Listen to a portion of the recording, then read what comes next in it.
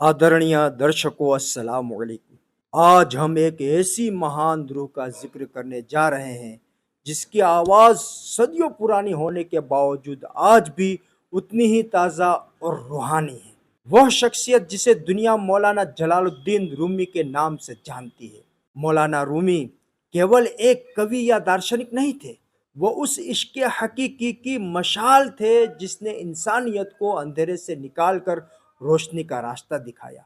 30 सितंबर 1207 को बल्ख, आज का अफगानिस्तान की सरजमीं पर एक सितारे का जन्म हुआ। रूमी के पिता बहाउद्दीन खुद एक बड़े आलिम थे। जब मंगोलों के आक्रमणों ने शहरों को उजाड़ना शुरू किया तो रूमी का परिवार हिजरत कर गया। रास्ते में उनकी मुलाकात महान सूफी फरीदुद्दीन अत्तार से हुई, जिन्होंने बालक रूमी की आंखों में वो नूर देख लिया था जो आने वाले समय में दुनिया को रोशन करने वाला था। मौलाना रूमी का परिवार तुर्की के कोनिया शहर में बस गया। पिता के बाद रूमी एक प्रतिष्ठित आलिम बने। वो मदरसे में पढ़ाते थे, शरीयत के जानकार थे और लोग उन्हें उस्ताद मानते थे। लेकिन दोस्तों, उनकी जिंदगी की असली किताब अभी खुलना बाकी थी। 1244 में उनकी मुलाकात रहस्यमयी दरवेश शम्स तबरेज से हुई। यह मुलाकात महज दो इंसानों का मिलन नहीं, बल्कि ज्ञान, नॉलेज और प्रेम लव का मिलन था। हजरत शम्स तबरेज ने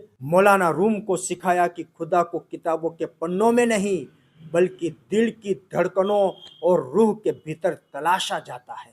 जब हजरत शम्स तबरेज उनकी जिंदगी से अचानक ओझल हो गए तो रूमी उस जुदाई के गम में टूट गए। लेकिन यही वो तकलीफ थी जिसने उनके भीतर की शायरी को जन्म दिया। उन्होंने कहा था, दरवाजा वहीं से खुलता है जहां से चोट लगती है। इसी विरह से पैदा हुई मसनवी मानवी, जिसे फारसी का कुरान तक कहा गया, और दीवाने शम्स जैसी अमर कृतियां। आज के नफरत भरे दौर में रूमी का संदेश सबसे ज्यादा जरूरी है। उन्होंने कहा था, आओ चाहे तुम कोई भी हो, भटके हुए हो या गुनहगार, फिर से आओ, हमारा यह दरवाजा मायूसी का दर नहीं है। रूमी ने मजहब के बाहरी खोल से ऊपर उठकर इंसानियत और रूहानी की एकता की बात की।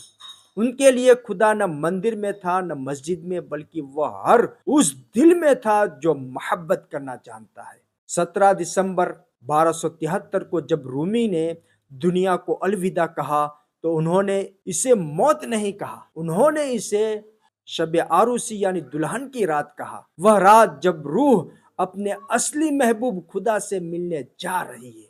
निष्कर्ष, आज मौलाना रूमी का मजार कोनिया तुर्की में है, लेकिन उनका असली ठिकाना उन लोगों के दिलों में है जो अमन और मोहब्बत की तलाश में है। मौलाना रूमी हमें सिखाते हैं कि हम मिट्टी के पुतले नहीं, बल्कि खुदा का नूर है। मैं मौलाना रूम की इस बात पर मैं अपनी बात को ख़त्म करता हूँ।